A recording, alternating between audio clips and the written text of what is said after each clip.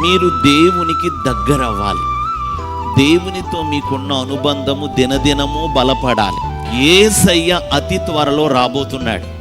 ఆయన రాకడ సమీపిస్తుండగా ఆయన ప్రజలు ఆయనతో వ్యక్తిగతమైన అనుబంధంలో ఆత్మ సంబంధంగా వాళ్ళు ఎదుగుతూ ఉండాలి.